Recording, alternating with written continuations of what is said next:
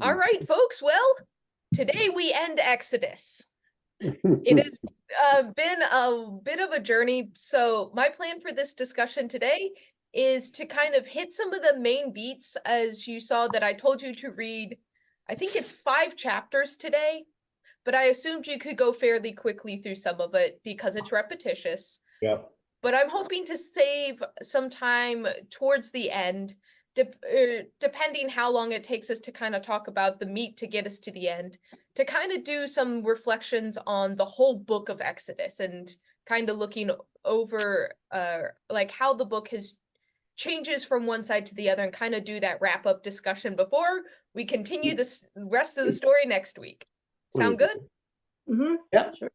All right. So starting in chapter 35, we get one more little bit of kind of what I would call covenant regulation. This is one where it's interesting the choices that the person editing, or as we've talked about, that these stories have been compiled and kind of hodgepodge together, that it's interesting that we have a lot of covenant regulations of like reaffirming the covenant. We see about Moses's shining face, and then we have this one last one about the Sabbath that comes afterwards. Mhm. So there is one distinction that starts with this and kind of carries out through the rest of the next few chapters that I do think is interesting. So I'm curious if you noticed anything about this little bitty verse here about the Sabbath and kind of that sets up the tone for the next few chapters. 5.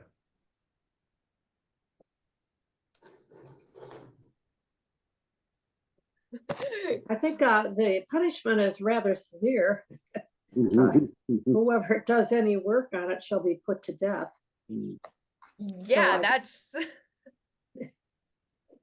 But it sort of indicates the importance of it. Mm-hmm. Yeah, previously we didn't really get threats on what happens if you don't honor the Sabbath, and this time it comes with. Yeah. Any other observations on this little chunk? I just had a question about verse 3. Okay. You shall kindle no fire in all your dwellings.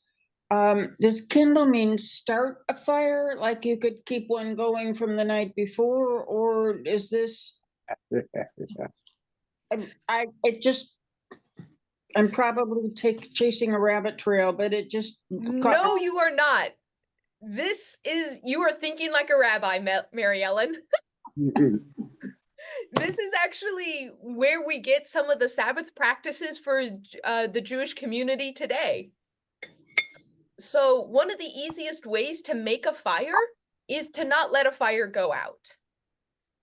Just because making a fire takes a lot of effort, if only because this is the age before matches and lighters. And so you have to do it more through friction or like striking something and catching an ember. So kindling a fire, yes, kind of implies that most fires are made from the embers of an old one. So but basically you're not supposed to do work to keep fires going because keeping a fire takes a lot of work. However, the question is, what does this mean today? And the big question that the rabbis had to look into is electricity fire? And this is why there's certain things where if you are in a community that has a high population of observing Jewish folk, you will see certain things like elevators that stop at every level because you don't want to push a button because it's pushing a button, kindling a fire.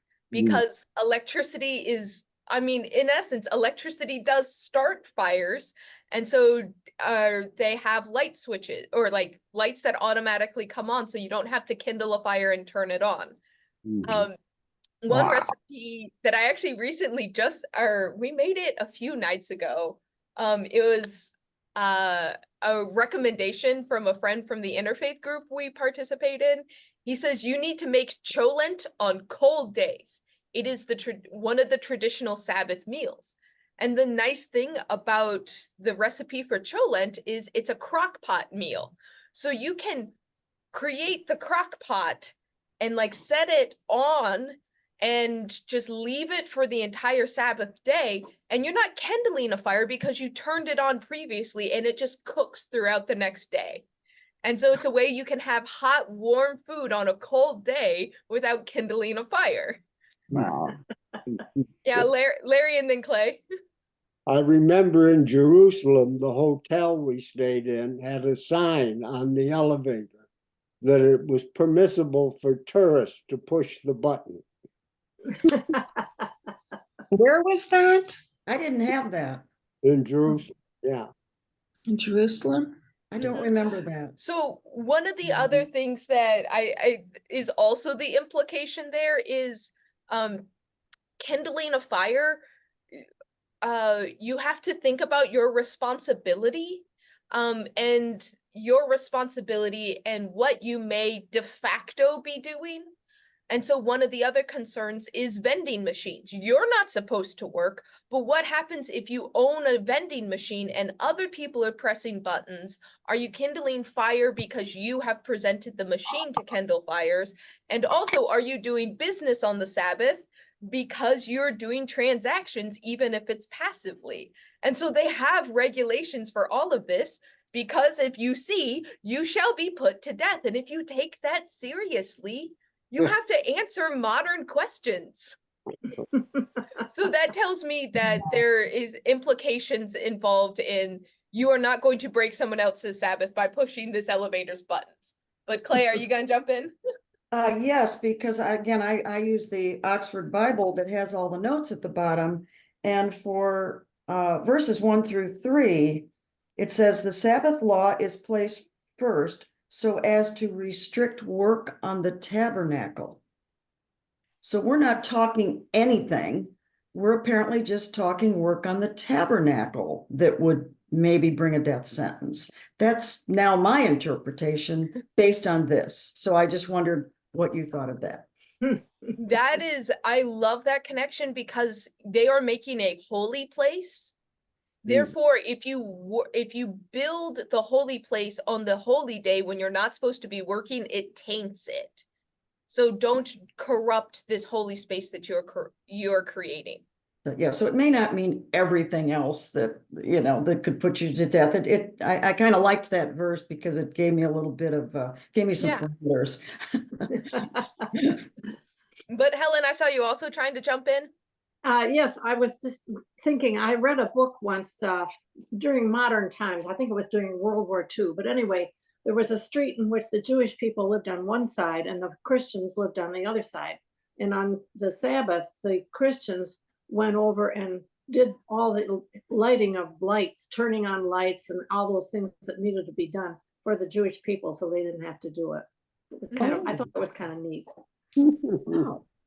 And That's I think neat. that shows like a beautiful image of how different people, like an intercultural society, can be such a blessing.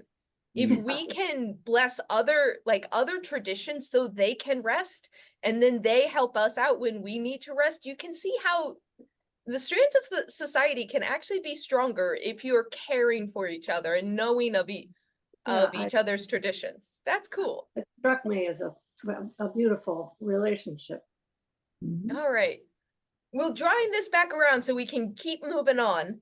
One of the rhythms that sets up here, and Clay, I like how you kind of pointed us to all of this is directed at the tabernacle.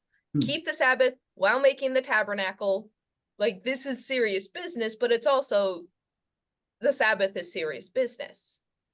But if you notice the phrasing in verse 1, Moses assembled the congregation of the Israelites and he said to them. When the initial instructions were given, it was the Lord said to Moses, and the Lord said it all. And all of it was in God's voice, and like Moses was writing it down of what to do in the plans and instructions. But now, this is not God saying it, this is Moses repeating it. which is, I think, why we have it twice, is because you have once from God to Moses, and now we're getting it from Moses to the people. But it says these are the things that the Lord has commanded you to do. Yes, Mhm. but Moses is the one talking, is what I mean. So it's Oh. not like the voice of, like Moses was listening to the voice of God. The people are not listening to God directly. They're listening to God through Moses's voice. If that makes sense. Yeah, Larry? Couldn't the author just have said, you know, so Moses told the people what God had told him instead of repeating everything again, you know, right down to the last nail, you know. So why repeat it? Yeah, Mary Ellen, you look like you have a thought. Well, I guess I'm not getting it. Because Moses repeated what the Lord had said lots of times. Mhm. Why is this unique? I'm missing it. Anyone have a guess of why this one may be a little bit special? Well, we talked about that last time. So it kind of answers a question we had last time. Because when God sets out all of the descriptions for how the tabernacle was to be built, it was pre-golden calf, which means it shows that there is carryover from one side of tablets to the other one. The instructions come, and at the end of the instructions of the tabernacle is when God says, hold up, the people are doing something wrong, and Moses goes down the mountain to see the revelry happen. And so it's bridging the continuity, saying that the covenant is reaffirmed, that the previous covenant made with the 10 Commandments, it kind of bridges that gap because all of the things said there are now being repeated, so they're still valid. Mm. Okay. But in another way, it is just repetition. They evidently really wanted to remember how this tabernacle is going to be made. So all the details are preserved yet again. But we do have a like interspersed in there, like a little bit of commentary on how the process happened. So let's kind of walk through it somewhat. So verse 4, once again, Moses says to the congregation of the Israelites, and that right there is mostly just copy paste. Whoever is generous, come forward and bring your expensive things, basically. Mm. And kind of, we're going to talk about, he explains what's going to be built, that we're going to make holy vestments, we're going to make a holy place.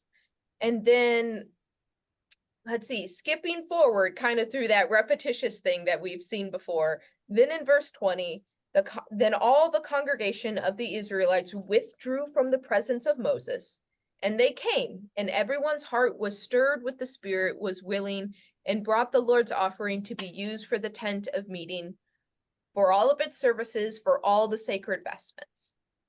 So evidently, the people that are left after the golden calf debacle, Moses says, okay, I need you all to come forward and bring expensive things to build this holy place. And they immediately are like, okay, let me go get my gold, let me go get my fancy fabric, let me go get my stuff for making yarn. And they seem to be on it. And I'm curious if you all what you all think of this kind of transition of they were very willing to make the golden calf, and now they seem very willing to make this holy space. So what's going on with the people? Yeah, Mary Ellen? Well, back it up before the golden calf, that they were following the Lord and all of what Moses had said, and then they flipped to the golden calf, and now they're flipping back. Mhm. They don't seem very dedicated or committed.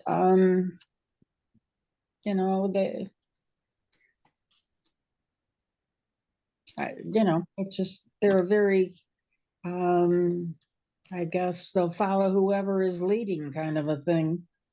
Okay. Other thoughts on these people jumping right into action? These are not all the people that were involved with the golden calf. As I recall, there were 3,000 of them killed. Right. Mm-hmm. Now, Flipping back. Yes. these are the survivors. So maybe the threat's on the table and they're like, okay, if that's the alternative, let's get to work. Other thoughts on why they're jumping into it?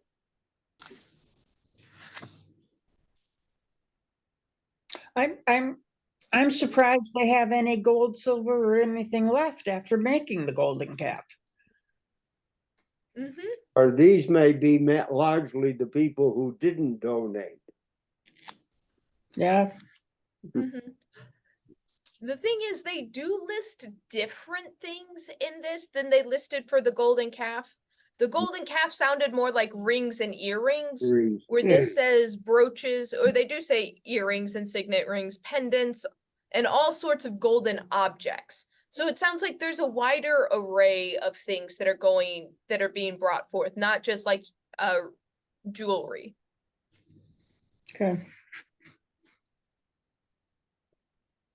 And I know this sounds weird, but this is a project.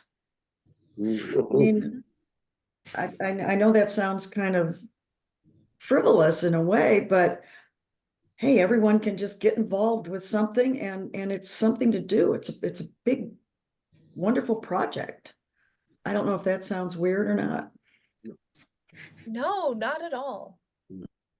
There's a certain point, Clay, where I think that is a very human and very accurate answer. That before they were just standing at the bottom of the mountain and they were told to just wait. And there's almost like a listlessness of like restless, like, what do we do? We're just supposed to wait? What do you mean you're just supposed to wait? And there's that feeling of limbo. Like, I know when I'm at home, I love doing nothing, but the moment you put me in a waiting room and I have nothing to do, it's itchy. Whereas I think all of us have times where like we've just sat on the couch and zoned out for hours, but that waiting room feeling is different. And there's a sense that maybe they're not going somewhere, or they're not like traveling, they don't have like a destination in mind, but all of a sudden they have a definite goal. And I think a lot of humans are goal oriented. You tell me what to do and I will do it. And that does make a difference, that all of a sudden they have a task, they have a project, they have a leader telling them what to do, and that brings some kind of security to things. Do you all see this at all, like in our own lives, that sometimes having that project or having a goal or a destination focuses people in a way that freedom to do anything doesn't? I think so. I Yeah. agree. I think there's, as I skim through it here again, there's a community feeling too of, because, you know, the various verses here talk about the men doing this and the women doing that, so forth. So it becomes a real happening. Mm-hmm. Yeah. I think it's an interesting thought of how to keep communities functioning well.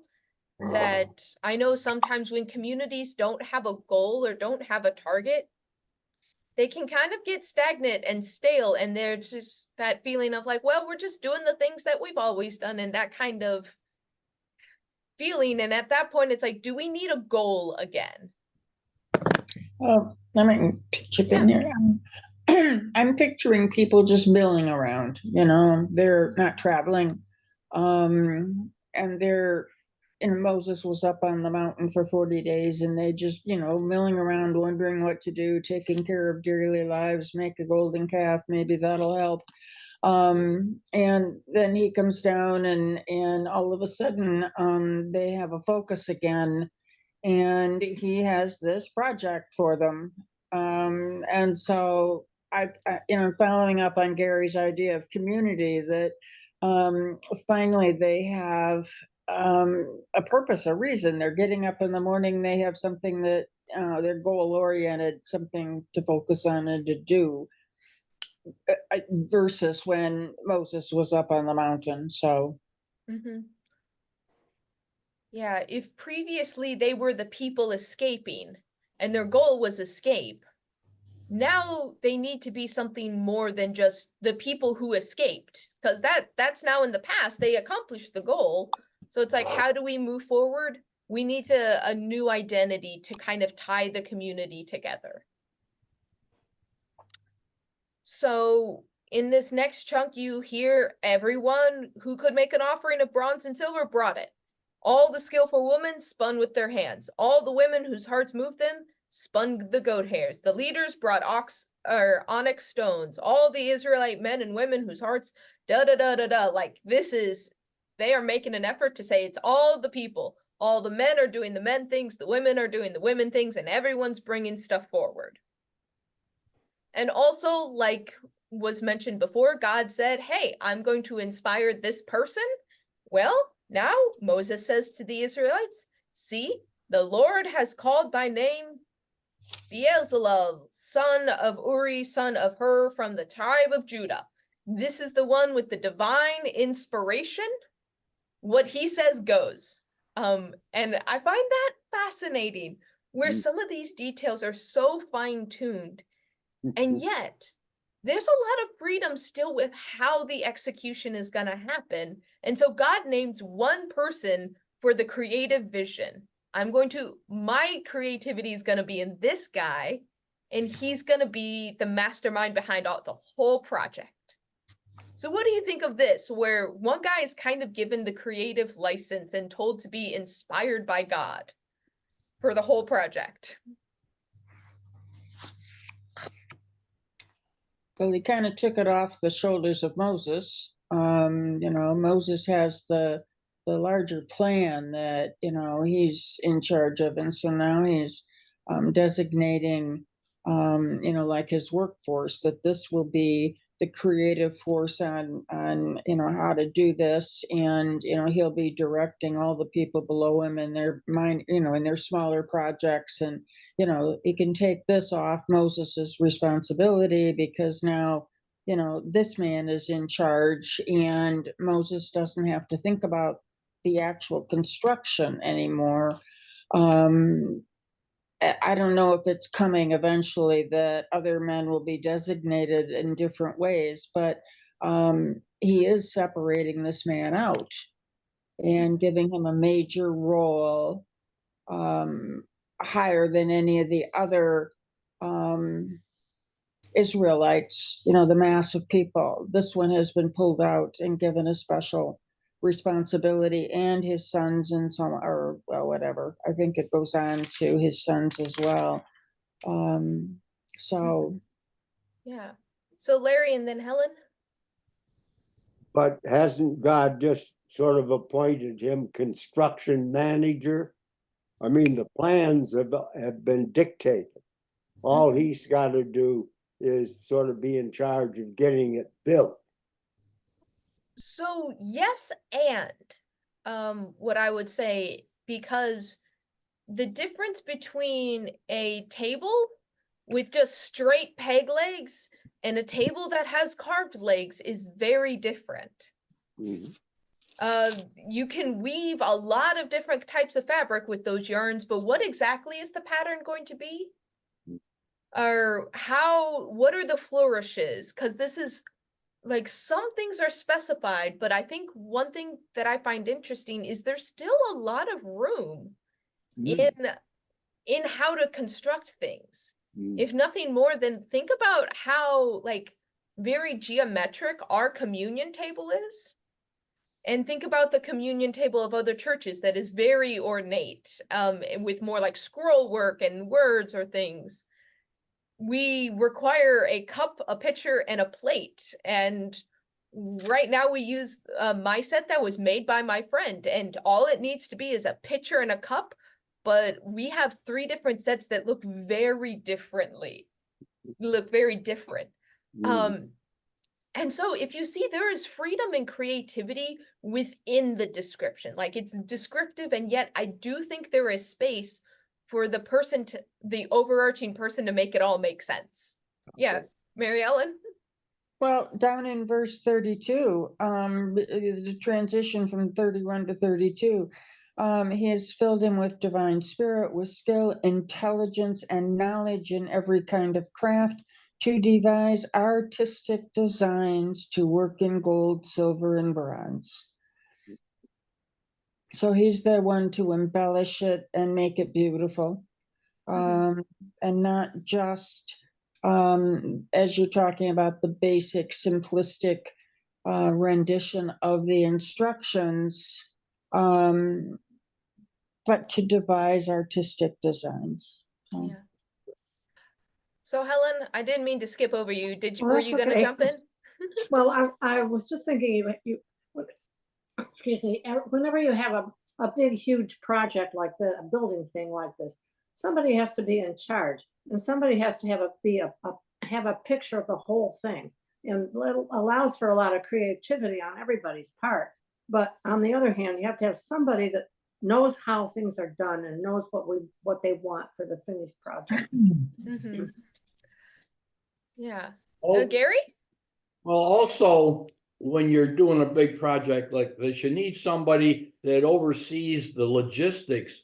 Because you notice there's a lot of numbers in here. You need so many sockets, you need so many rings and so forth. There needs to be somebody that keeps a look on that and controls it, so you don't end up with 300 when you only needed 50, and or vice versa. And I assume that they want them to have to not all be unique, but to have some kind of a set pattern that was repeated. Now, that's on my part, I don't know that, but that would also be the responsibility of the leader. Yes. He doesn't have to be extremely creative. He can find the one that he likes the most and have the other people duplicate it, so he gets his 250 rings or whatever he needs to hold these. I'm sorry, get carried away. No, I think that makes a lot of sense, especially with like your background in your field. Like, while we were talking, I was thinking about how architects work. And it is at least my understanding that a lot of architects do like the initial design, but they have a lot of people underneath them doing a lot of the finer details. And yet it's the head architect that often gets the credit for like the whole project, because they're overseeing the pieces. Fashion designers are also this way, where they are the ones overseeing the project, but it's not like Coco Chanel was like doing the seaming herself. She was like, that's not what fashion designers do. They kind of design the overall thing and manage all the parts to make sure the vision comes through. I had, as a kid, I had experience of doing World's Fair exhibits. Okay. And the whole thing started to get a couple people that become the leaders, and you do basic model design, and then you start working on the details, and then you decide on what the detail is, and now you need 500 of those made. And so it's Yeah. when the first couple of years at General Motors, I got that. It was really fun. But sometimes they pick yours, and so they make 500, and sometimes it's somebody else's, and so you would work for hours and hours reproducing somebody else's design. So yeah, so like some of this is 100% applicable here. That like there is a design going on, there's a leader organizing it. I do think, kind of rewinding to someone who was reading, or I forgot who was reading verse 32. The inspiration for it. It's interesting to think that here we have specific that God is inspiring creativity. That there's almost the Greek sense of like a muse is kind of latent in this text. that there are certain people that God inspires to creativity. So what do we think of this thought? Do we see it in our world in general, that there are just certain people that seem to have that spark? Is that who we get to design our churches? Do we believe in that divine creativity? You may think you've picked the best architect, but it doesn't always turn out to be too serviceable. As we well know. Oh. I'm just thinking somewhat of like the cathedrals that we built. Like how Mhm. you finance cathedrals is something that is debatable, and the ethics of it. But I think it's hard to walk into such grandeur and not have some sense of awe and beauty. Mhm. Mhm. And I know that there's some part of me that wants to think there is something holy about the people that have that sense of both skill and vision to put it together. Or even like the idea that some people are blessed with skills and talent and the practice of music, that it seems that there are some things that have that divine sense of awe, but maybe that's just me. Mhm.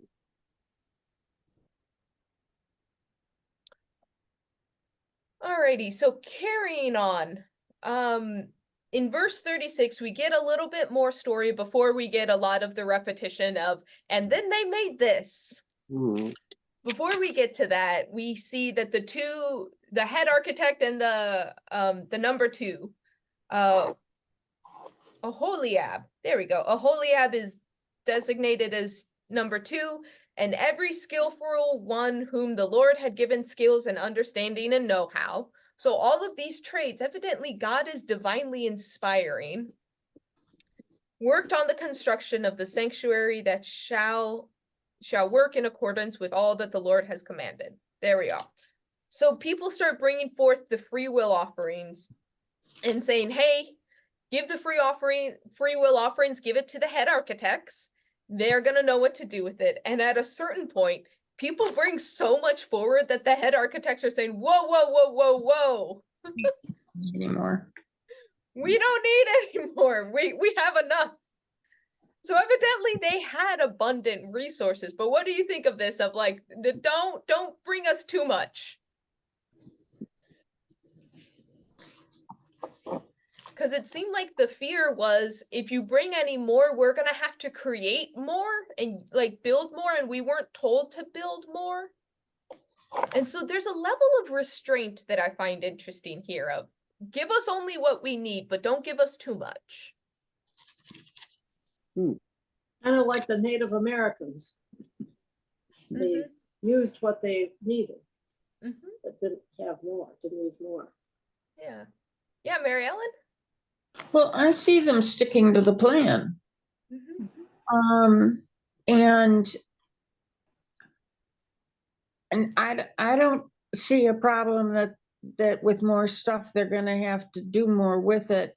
I just see it as, okay, stop the flow of your generosity. You've done your job. You've given us what we need to work with. Thank you very much, but no more. I see them sticking with the plan. So what is the danger of doing, making more than what God has commanded?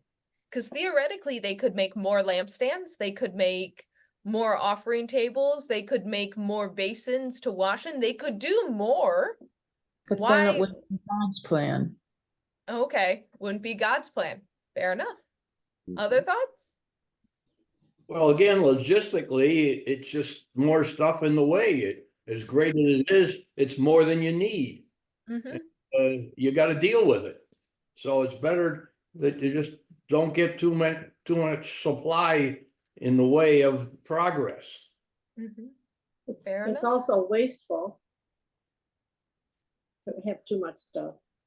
Just doesn't get used in the proper way. It just seems interesting that there seems to be this balance here of,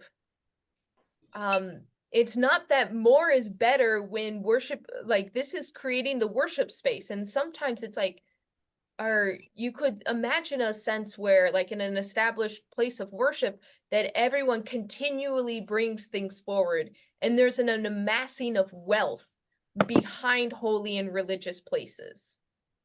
Where instead of a holy and religious place saying, no, no, we have enough, do something else with what you have now, versus kind of that dragon horde mentality of more is more, and you're giving these things to God, so yes, just keep giving them. Instead, there seems to be a sense of enough. They have a clear picture of what God wants them to do. Mhm. And their supply chain is complete. Mhm. Yeah. That. And yet later on, there is a time when the church is all about accumulating more wealth and land and money and stuff. Right. We see in Jesus's time, Jesus is a little unhappy with how much, or there is accusations Jesus throws about the collectors at the temple collecting more than they need at the expense of, like, the poor widow dropping in her money. There is the issue of like during the Reformation, one of the things Martin Luther did not like was how the church was collecting funds to build their cathedrals. That's when they talk about putting coins in the coffer to, like, help people get out of purgatory and get to heaven. What that was doing was financing cathedrals. That's why they had this system, and it was very effective, but it was exploitative. And today we see pastors build these, or like amass so much wealth that they are building these mega churches and then expanding and then building bigger ones. And it's, once again, you come to the question of what is enough. Yeah. But Mary Ellen, what are you thinking about? You know me too well. I'm thinking it's just comes down to the very basic, what is God's plan and how do you fulfill that? And how do you know when you're done fulfilling God's plan versus man's plan, which is frequently so corrupt? But God's plan is very clearly delineated, and they know what they need to do. They know what they need to have to do it, and they will know when they're finished. Man's plan is corrupt. That's just it. God's plan is not. So sometimes I think bringing this home, because this does have application for us, as even like Northminster's a fairly small church. Helen, I know you go to Royal Oak first, but that one's still, like, it's not a mega church.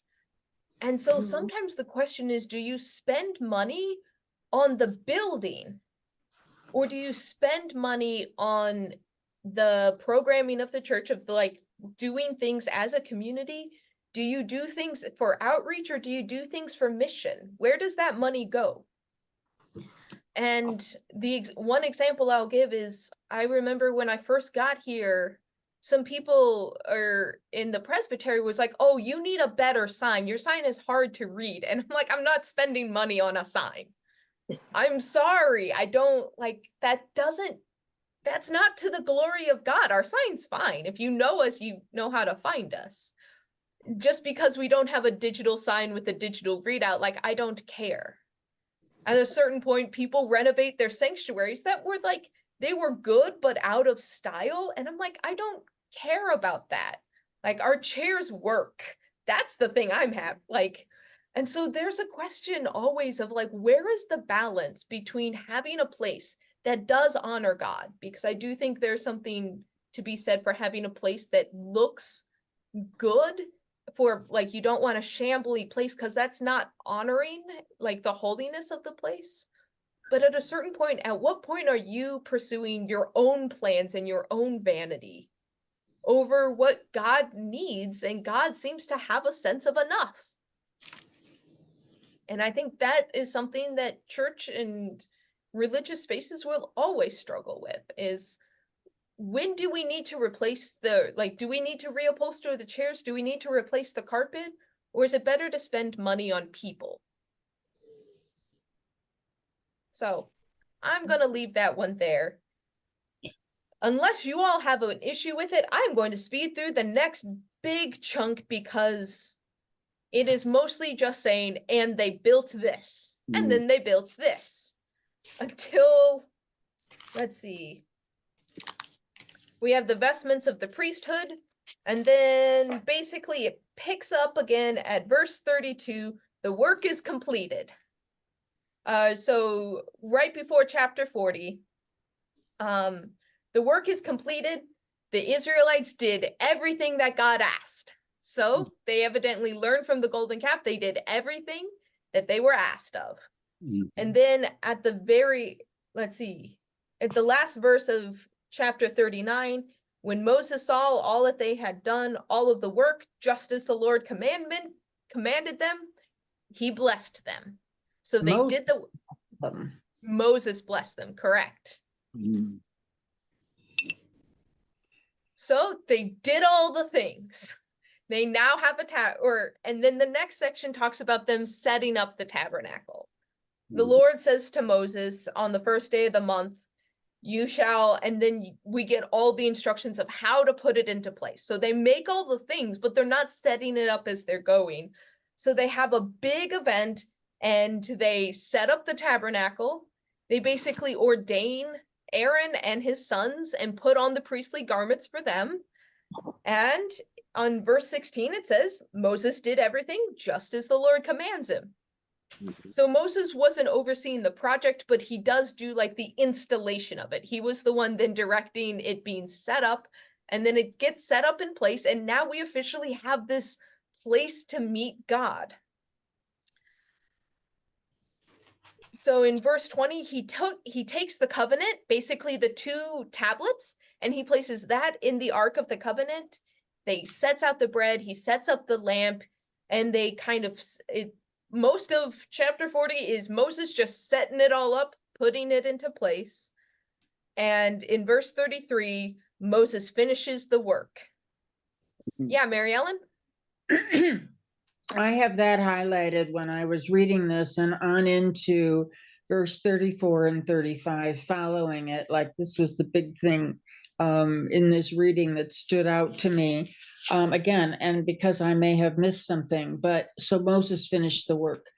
And in 34, then the cloud covered the tent of the meeting and the glory of the Lord filled the tabernacle. Moses was not able to enter the tent of the meeting because the cloud settled upon it and the glory of the Lord filled the tabernacle. Moses was not able to enter the tent.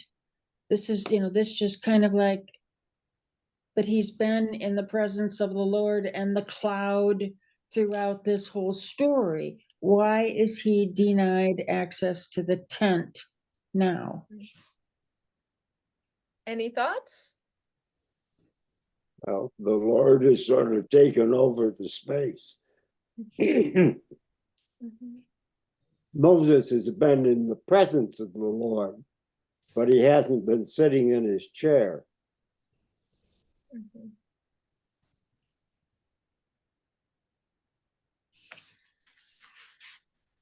So my notes indicate that the cloud and the glory are signs of God's tabernacling presence.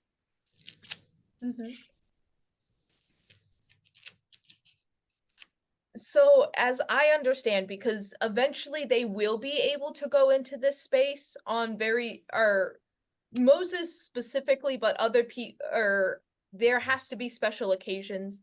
But it's one of those that once again, this is all of a sudden so holy that it's the implication is right now it is so holy that like once again Moses's life would be in danger. That yes, he's been face to face with, or not, well, kind of face to face, also like face to bum or backside, all of that. But this evidently is a holy enough moment where God is literally coming down from on high If you think of like God before dwelling in the like above the sky, and now God is funneling in a cloud to dwell with humans, all of a sudden that is almost like so holy it's radioactive. So evidently when God's setting up shop, Moses is not allowed in. Or maybe God's walking around checking out how things were made, surveying the things. We don't know. Moses will eventually be able to go in. It's just not right now. It's too holy. So nobody could go in, or just not Moses? At this point, nobody. Moses would be the only contender, but not even Moses is holy enough to go in right now. Okay, I'm gonna watch the rest of this on YouTube. Bye, Okay, everybody. have fun. Bye. Just can't get me signed off here though. Okay, there we go. All right. So this is the way that the book of Exodus ends, is all of a sudden God is dwelling with the people in this tabernacle, and we get the final instructions. Whenever the cloud was taken up from the tabernacle, the Israelites would set out on each stage of the journey. But if the cloud was not taken up, then they did not set out until the day that it was taken up. For the cloud of the Lord was on the tabernacle by day, and fire was in the cloud by night, before the eyes of all in the house of Israel at each stage in their journey. So they are about to be mobile and nomadic again. They will be journeying, but basically God kind of like sits down and like stays with them. And then when God kind of ascends and the cloud is lifted from the tabernacle, that's when they know the next stage of their journey begins. And also by night, this cloud evidently has fire inside of it, which is kind of a glowing beacon in the night. So now God is literally residing with the people in the wilderness. They have their symbols of when to leave and when to go. And this tabernacle, like we said, it's meant to be mobile, so they can pack it up and take it with them wherever the cloud and the glory of the Lord shows them. So what do we think about how that's where it ends. What do we think about this ending for this very long story?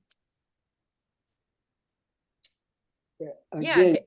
back just to the mechanics of things. Moses could not go into the tabernacle because God was in there. Correct. But now God is still going to be at the tabernacle, but what, just over it, not inside? Because the people, that they are going to use it. I mean, it's not just going to sit there empty. I don't know when it's going to be set up. It's probably somewhere in Leviticus that we get a few more instructions that the people only tended to go in the Holy of Holies on the holiest day of the year, and it's only the high priest that was all the holiness rituals. You basically had to be the best of the best on the best day at the best time of year, and that's when you could enter the like holiest sanctum of the tabernacle. This will be the same with the temple, that it's not like they were going in and out of this one space all the time. But yes, God was thought, why the top of the Ark of the Covenant is called the mercy seat is because that's thought to be literally where God's presence resided. So when the cloud is like over the tabernacle, God is thought to literally be either sitting, or the top of the Ark of the Covenant is God's footstool. If that gives you a sense of size, it's meant to be his footstool. And God was literally kind of sitting in the tabernacle. So you only certain times could you access it. But not even on the Sabbath? Don't have that information right now. I would have to look a little bit more into find out where that information is. It just seems incongruous to think that after all that detailed description of how many nuts and bolts you needed to build this thing, you're going to build it, and it's just in essence just going to sit there. Oh, so clarification, there's 3 layers to the tabernacle. There's the outside tent, the outside area of meeting where the men could hang out.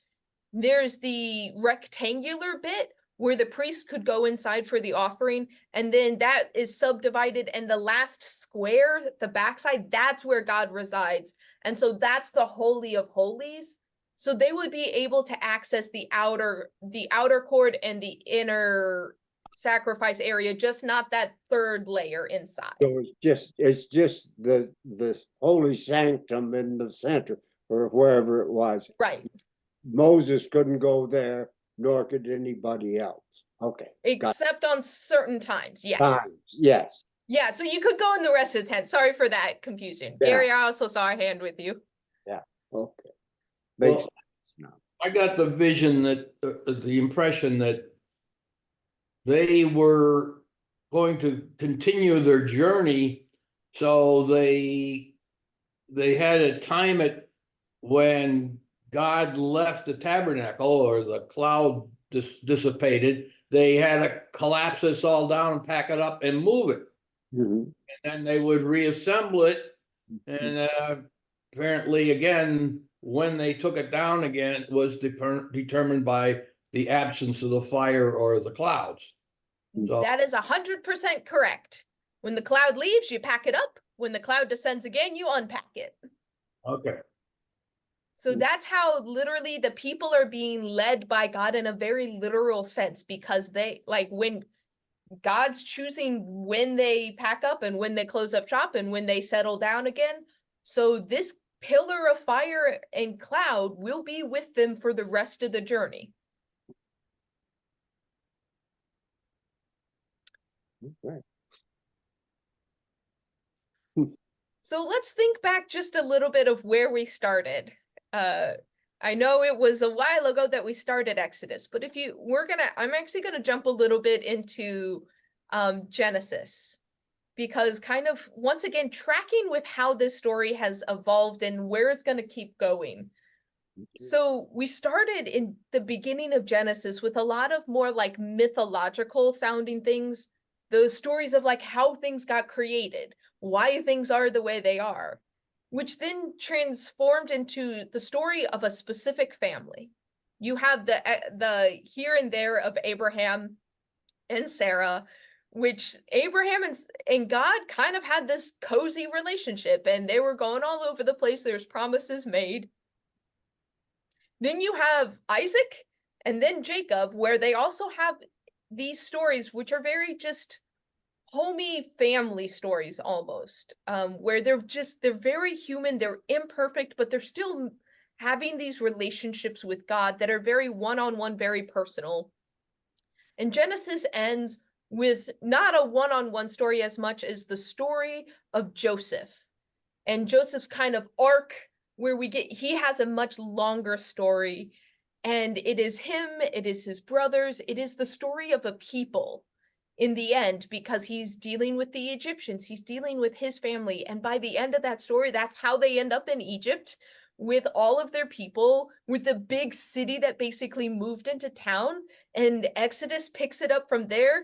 The Pharaoh forgets, and now we're dealing with not an individual like in the previous stories, but a people group. But in that we have Moses, who gets raised up as a leader, who is dealing with powers and principalities and dealing with the plagues and everything. And when we finally get them to the desert, all of a sudden it seems like a battle of wills between, like, we have God, we have Moses, we have Aaron, and we have the people. But now in this back and forth, setting up rules, setting up covenants, setting up the way things are going to be, God is no longer just dealing with someone like Abraham, who God can kind of make deals with back and forth. Now God has a people, a group, and it's no longer good to just like kind of be around and kind of appear occasionally like he does with Abraham, just showing up and having a conversation. But now God has had this people set up a holy space so God's presence can dwell with them in particular. It's not just that God is far off hearing the people cry, but God is present in a very visual, in a very literal sense. And so I'm curious of your reflections of that kind of arc of the story that we've gotten so far, where it starts from creation. We get family stories and people stories, but it ends with them traveling together with God.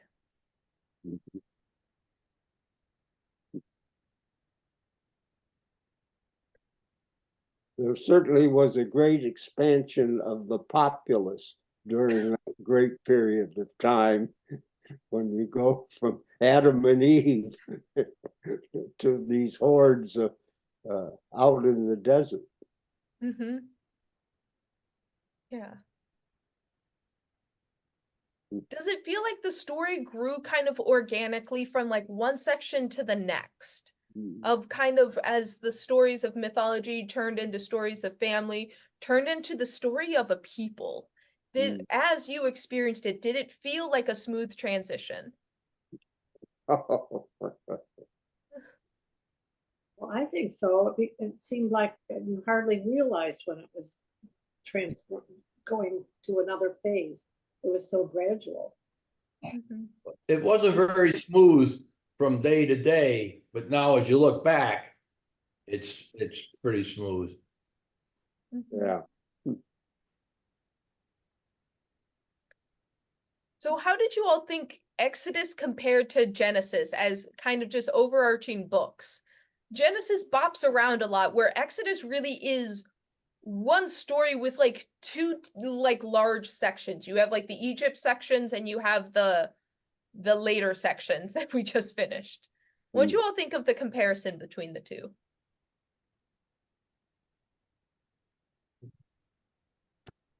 Well, they were a lot more fully developed as a people in Exodus. Genesis, they were still kind of forming together. They didn't have a real strong formation, but in Exodus, they did. So more of a clear sense of identity by the time you get to the stories of Exodus. Yeah. Becomes a select group, as a chosen people that God is working with on a daily basis. Mm-hmm. Yeah, and things seem more focused. You know, they've got to get themselves out of Egypt, and they've got to get themselves to the promised land.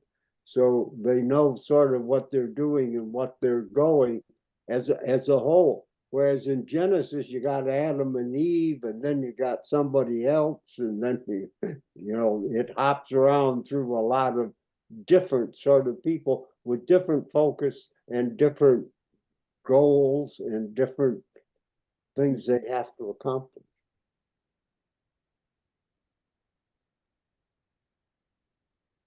So it's interesting that I think with like Sunday school lessons, we tend to know the stories of, well, I will say select stories of Genesis a little bit better. I think there's some stories in Genesis that we don't normally hit. But in some ways, if you can see how Genesis is kind of a prologue to Exodus. Exodus is the story of the people, but to understand the story of the people, you kind of need to know how the story got there. And so Genesis kind of functions as the like, how are we going to set up our understanding of God? How did this, wait, Moses keeps referring to like a covenant and these ancestors. Who are these ancestors? Oh, so here's the stories. Can you see how kind of Genesis works as a prologue to then getting to the meat of the people? How did this nation come to be? How did this people come to be?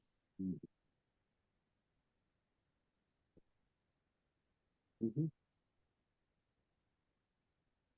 So with that, we are not leaving the story of the people per se. You all said you wanted to keep going. So what's next? I believe, or so I look at the Northminster notes. We're going. Clay, would you hold up? I wrote it down. Oh, okay. First of all, I will not be here next Tuesday, but I have down Leviticus 1 verses 1 through 17, 11 verses 1 through 47, skim 13, and it's got offerings, rules, food, health. Yeah. Right. And where was that pub? I tried to find that. Yes. Oh, No, it's an independent email from Chris at one point. okay. I will resend. Okay, that's good to know. I will resend that. Yeah. Because I have a whole list. I officially created a new one for the Northminster note. So the Northminster note should now be updated. It took me a little while to plan a few things, but there is that graphic that I've been using. It has the updated ones in the Bible verses. But next time is literally just like get a taste of Leviticus. Yeah. Because I assumed you all didn't want to read it in depth. This is just kind of getting a flavor. I'm hitting some of the major rules, but we're going to talk about how they function. Yeah. But then kind of carrying on of like, what happens to this group of people? Because the rest of the Torah, which is the first 5 books of the Bible, it deals with this basically the same group of people. So once again, if you think about the length of stories, you had like Abraham, Isaac was a very small story. Jacob had a lot of stories. Joseph had a big chunk. Then Moses had a big chunk. But now the main character in some ways isn't Moses. It's the people. Mhm. Moses is still a major player in all of this story. But the people actually are the main character because this is how did the nation come into being? Why does it look the way it does? Why do they do the things that they do? So this is now the story of the nation that we're going to be jumping into. Okay, good. It's an email from December 22nd. If Chris finds it again, you could just forward it to everyone again, or I can forward it to everyone, but I knew I'd never remember, so I wrote it all down. And then in the meantime, I've booked a trip to Virginia. So I will miss next Tuesday, but yeah, you really need to see, you really do skip. You don't read all of Leviticus, that's for sure. And then on the 30th, you've got other selected things from Leviticus. Yeah. So I'll resend it. I actually loosely have planned out what we're reading in Bible study till like June. Okay. Just because like we skip around so much that I needed to like actually plan out like what verses are we actually going to hit? Where are the interesting stories? We're actually going to stay in Numbers a lot longer than I planned because I forgot how many interesting stories are in Numbers. Okay. Okay. So what is your final thoughts on Exodus? Any concluding thoughts today for the section we read or Exodus in general? What do you all think?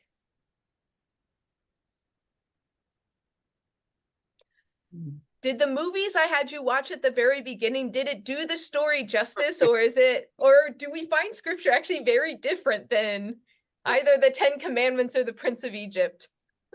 What do you all think? Oh.